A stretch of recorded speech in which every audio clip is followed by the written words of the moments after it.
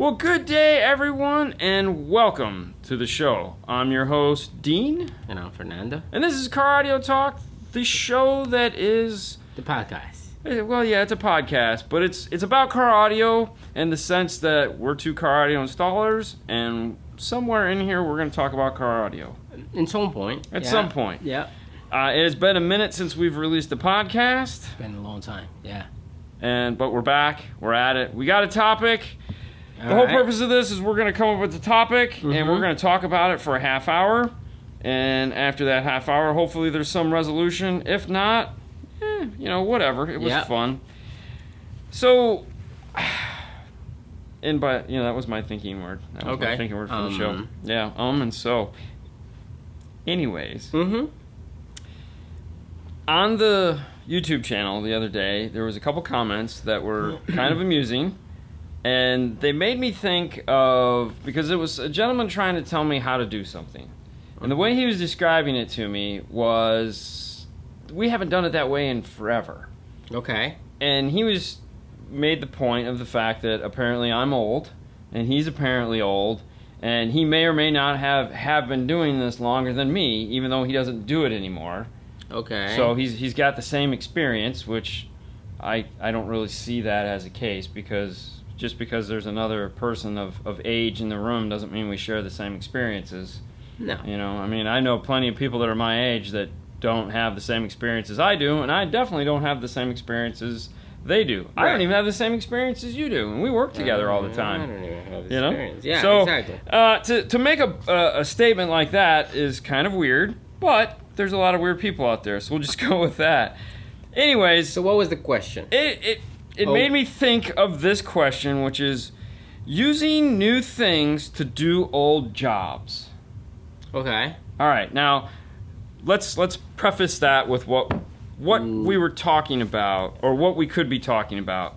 Every day in car audio, it evolves. New techniques come out. New products come out. Yeah. New ways of doing things happen. So, for example, Amp Pro. Amp Pro is a new technology, along with AR, along with Nav TV's Zen box. Access has jumped into it with their DSP. So everyone is getting involved in this, and what it is it's a new technology. It's a new technology that allows us to.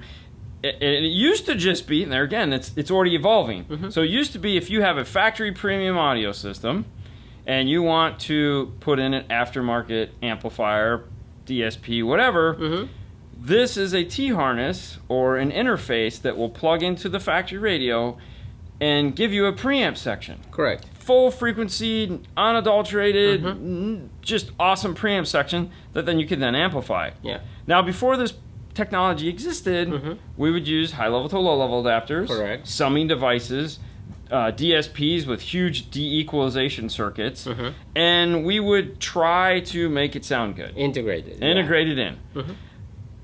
So if you had one of these cars that they make this interface for, on Monday, you were screwed. Right. Now, back in the day, you never had, to see what signal coming out from the factory radio. Yeah, you still had RTAs, but no one ever used them.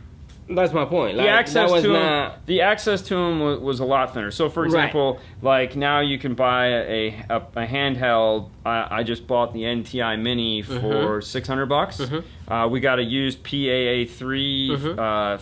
Now we have a full box set. I found one on eBay, and I think Jason Fro up at Stereo Kings found one for $400, $300, $400. Yep. So we had the Gold Line DSP, which is up on the shelf over there. Yeah. But we never used it for that because we didn't know. We didn't have the internet. We didn't have Dean and Fernando that were telling us how to do these things.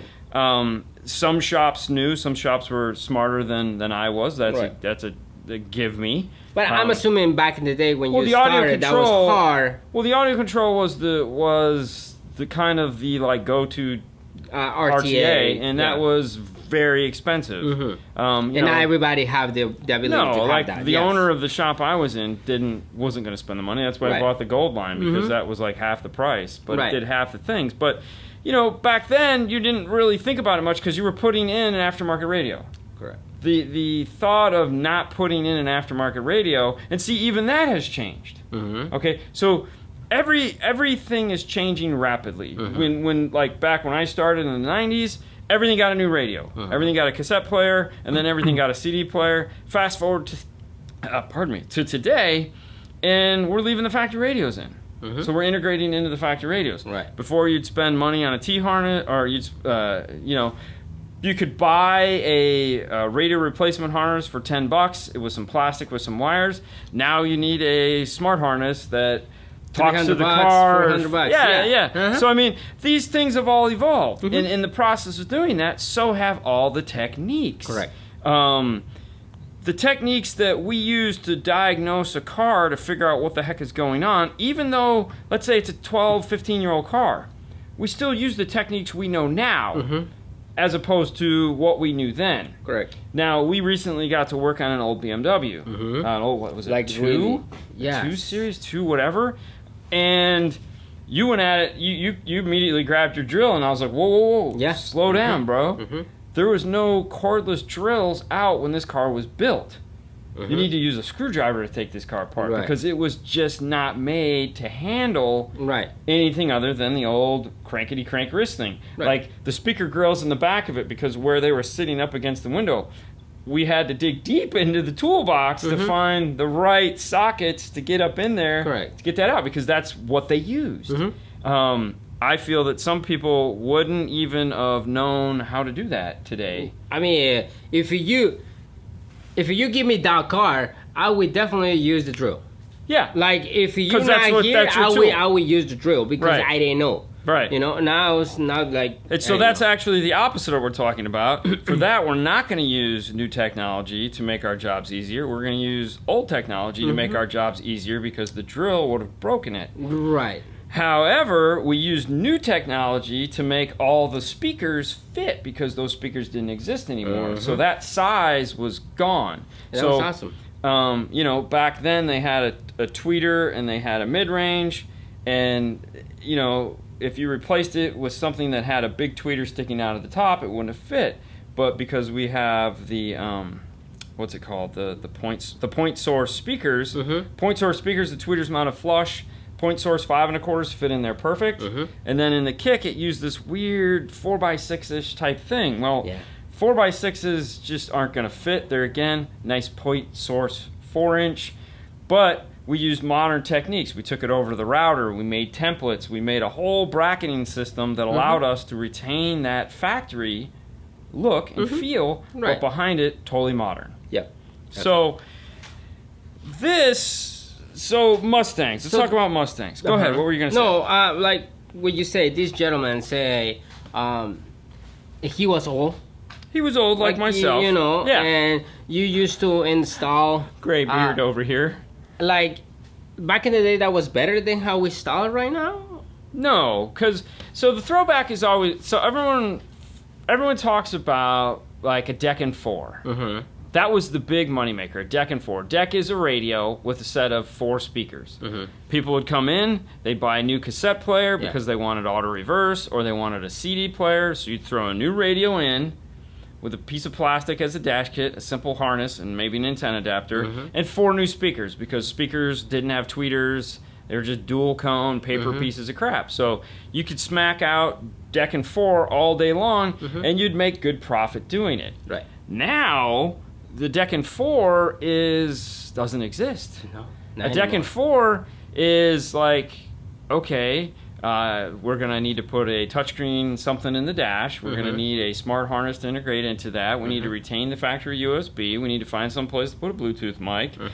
Does it have OnStar or any form of telematics? Is there getting Sirius XM? Factory backup camera. You gotta retain it. So just putting a radio in can take hours now. Oh yeah. And the amount of just sheer silliness that goes into it. Not only that, let's look at the speaker side of things. So, before you had a 4-inch, you had a 5 1/4, you had a 6 1/2. You just unscrew one, put a new one in. They were all the same size. Not anymore. Now everything is brackets. Every speakers are made out of plastic. The speaker and the bracket have become one. So now we have to fabricate, if we're if we're not lucky enough to have one, we have to fabricate a bracket system to mount the speaker back in the same way. These manufacturers have gotten smarter. So in the past, fast rings didn't exist. You wouldn't put foam on a speaker, but now we're smarter, we're better off. Fast rings or something along that line, that barrier that attaches the speaker in the door to the door panel so that all the sound gets through the grill. I like to call it acoustic energy. Gets through that grill and into the car so you don't lose anything. No, we weren't really doing that, but we're doing it now. Things like a Volt 3.9, which is PAC's voltage adapter that puts out 3 volts, 6 volt, 5.5 volts, and 9 volts.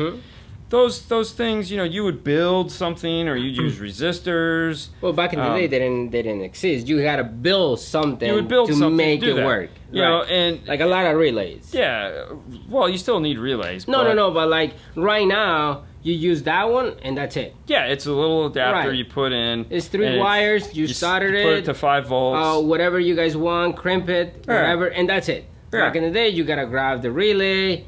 You gotta start. Well, you grab grab resistors, wires. and you'd be like, oh, it's this resistor, and then that resistor didn't work, or something along those lines. So I believe like right now it become better. Like the more that we, the more that we pass, in the car in the car audio, it's better. Oh, it's definitely better. I don't know what he was talking about, like back in the day when I used to do that, and and the other thing is technique. Okay, so let's talk about technique for a minute. I mean, sure, you can buy an amplifier, and it needs a power, it needs a ground, it needs some form of a turn on, possibly. There again, we can get to that in a second, and then you hook it up to some speakers. So there's a fuse that goes underneath the hood. Hopefully there's metal in the car that you can attach it to, and boom, you're done. That's the technique. See it all the time. Our technique has evolved differently. I've always been one for using the most amount of zip ties humanly possible to put in an amplifier, but I have since moved from just using zip ties to now we have exotic tapes, we have braided looms, we have plastic looms.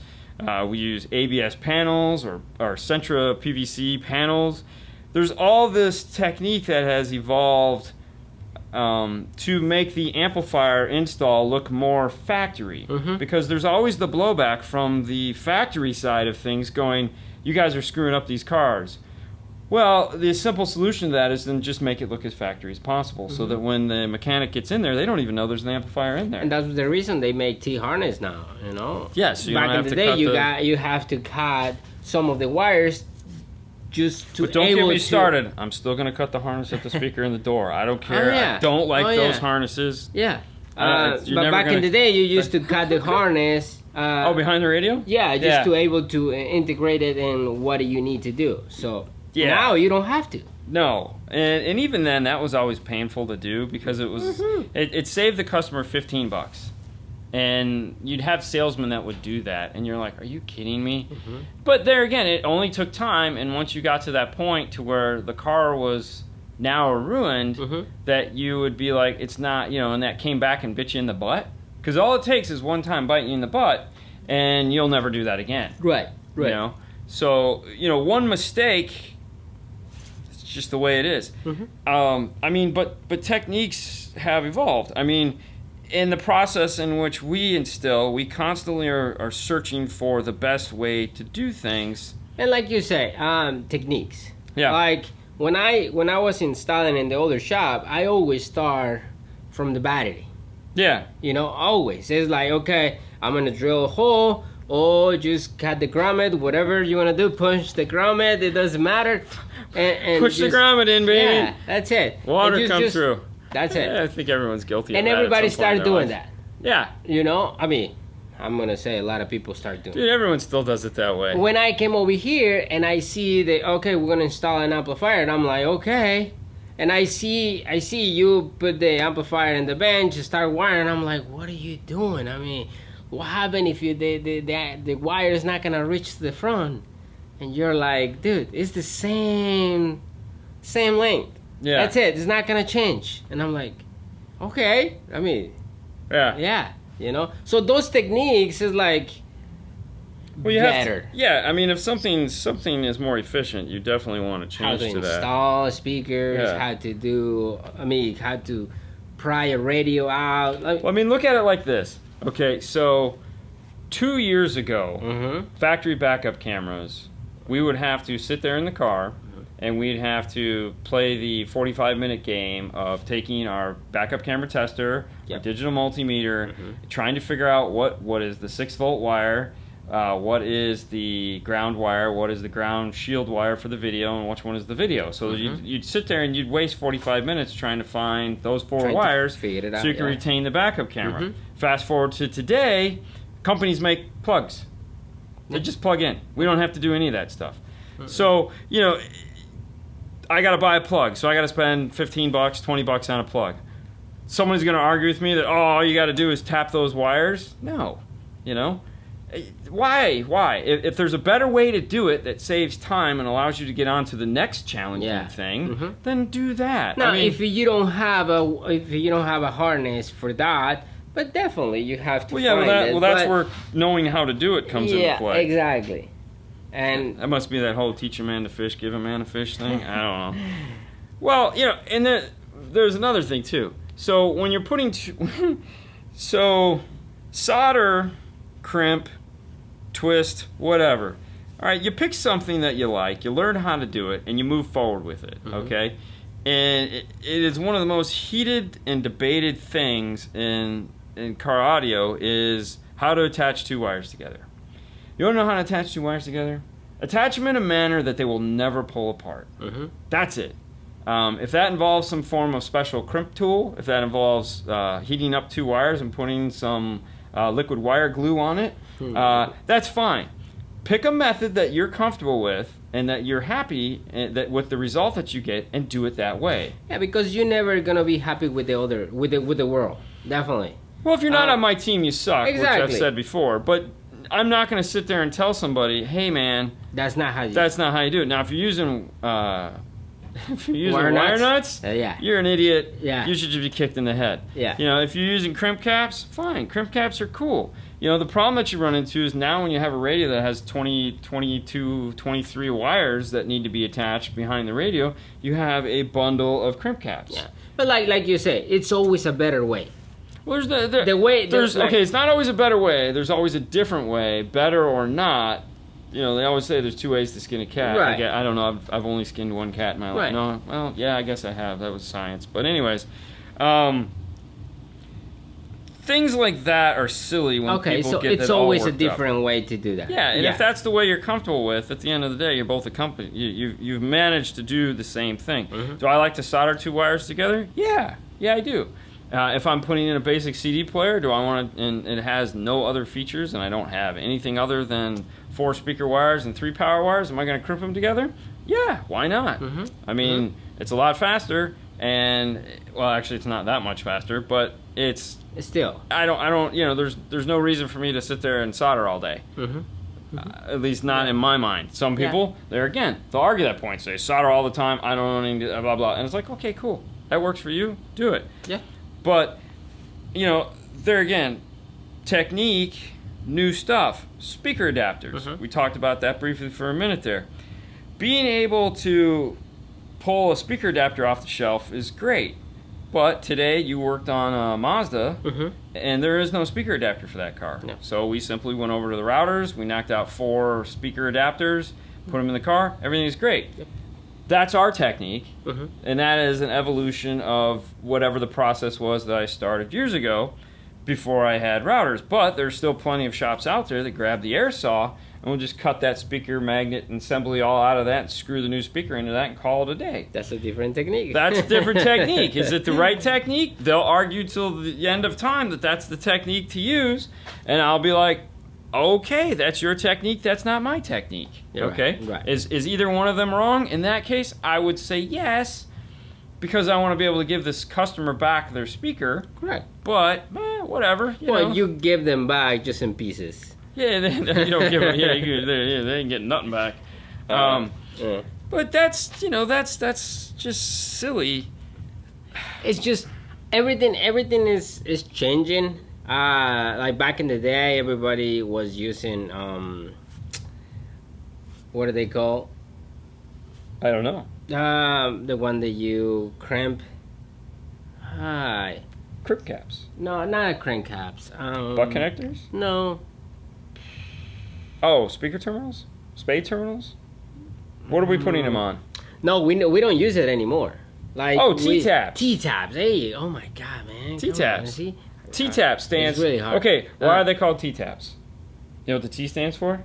No, what? It stands for temporary tap. Okay. That's why they were invented. They were invented to create a temporary tap so that you could easily fix something in the field and move on with until you could get a full fix for it. Okay, so T-taps became the normal, not the T got lost. Temporary tap got lost, and it just became a permanent solution. Just a tap. It was just a tap. Tap that wire. So, okay. Tap, tap. Boom, boom.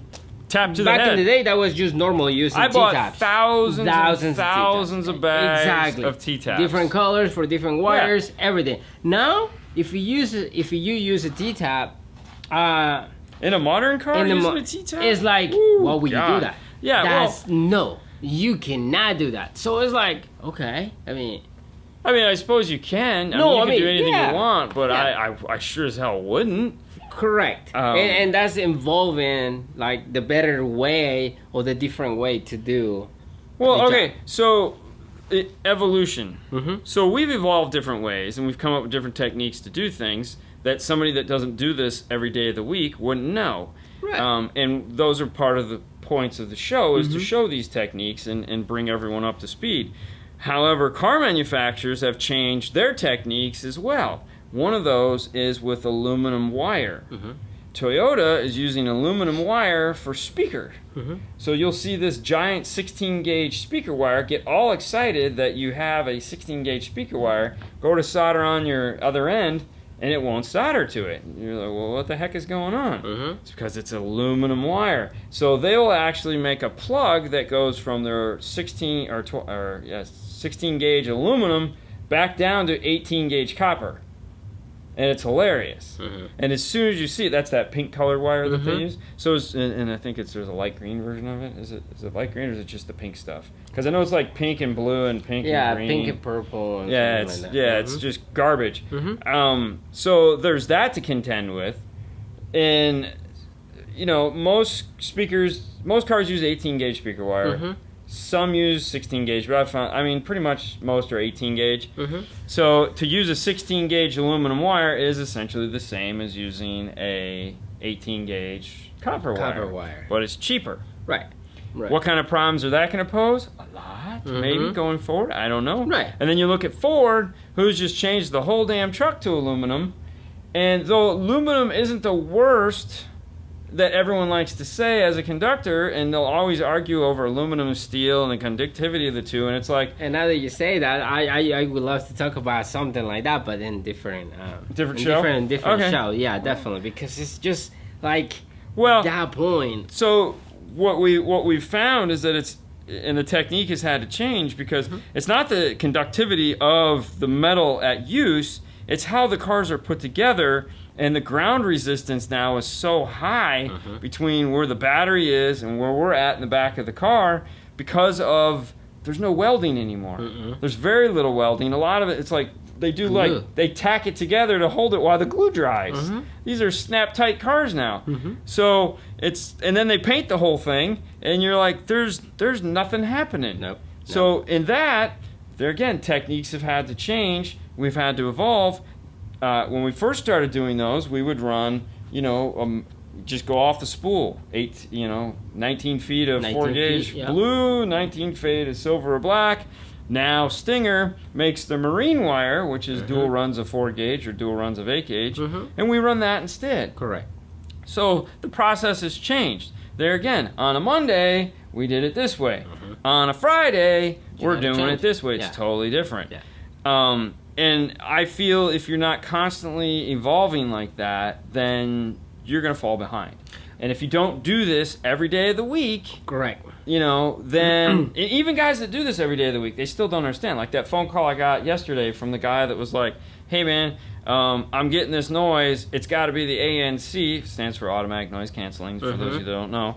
It's got to be the ANC in this car. And I'm like, okay, did you unplug the module? I went to the microphones. Why not just go to the module? Yeah. You got to drop just the modules literally right there. Right there, It's yeah. 2 screws. And I didn't know. Well, the car is 8 years old. All right, that he was working on. It's 8 years old, and it's like, okay, it's been out for 8 years. There's 8 years of time that you had to figure this out. I mean, is this the first time you're working on it? I totally understand. But in that same conversation, you tell me how you've worked on 3 of these cars in the past month. It's not like it's like you say, it's 8 years. Right, it's information already for that. If you use the internet. That's what. Okay, yeah. Yeah. If we talk about how to retain the backup camera in 2019 RAM, it's no way. Yeah, right now. Right now no it's nothing. You know, it's like searching and searching. So, prime example of a problem we run into today, where we can't retain that factory backup camera because it uses a technology that we have no solution for. So if you want to retain that 2019 backup camera, right now the solution is pull out the factory camera and put in a new aftermarket camera. 6 months from now, there will probably be a solution for it. Probably, and am I going to keep doing that process of pulling that factory camera out? You know, Volkswagen, the Jetta, uses an RGB camera, red, green, blue. And when that car first came out, it was like, okay, what do? You just pick a color? No. You would pull the camera out, you'd put a new camera in. Fast forward to today, Metra has an interface for it that allows us to do RGB backup camera retention. So now all we have to do is plug in. And everything works fine. And it works great. Yeah. Like we did one like a couple days ago, or a couple weeks ago. Who knows? It could have been a month ago for all I know. Right. And that's what I'm saying. Like, techniques always have to evolve. And the process always have to evolve. If you're not doing this every day of the week and trying to stay on top of it, then you're gonna fall behind. I remember the phrase Bernie? You know, you told him, you know, I do this every day, man. Daily. It's daily. And it's like, oh, okay, now I see how. Like, he's an installer, he's an engineer, he installed back in the day. But now he's just in the desk. Right. You know? Now when he's trying to do something, he's kind of like, okay, I forgot. Well, he uses old techniques. Right.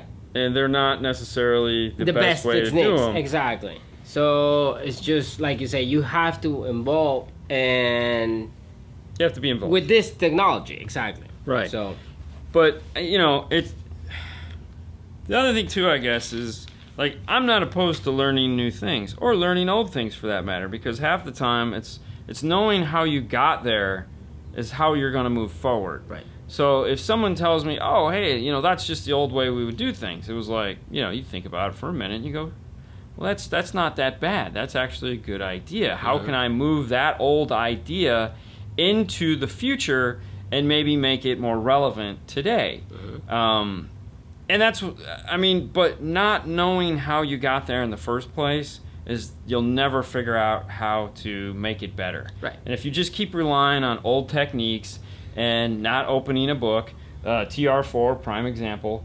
TR4 we've talked about now. We did a show on it. And that product was out there. We were using another product to do the same thing as that because we didn't know. The manufacturers never talked about it. Right. And it was just a happenstance of me being in a meeting and going, hey, what about making something like this? And they're like, we already have it. And I was like, really? Yeah, exactly. You know, and immediately we found out and we told everyone because it's a product that everyone should know about. Right. Now, keep in mind, some of the old techniques like you had and everything, they are awesome.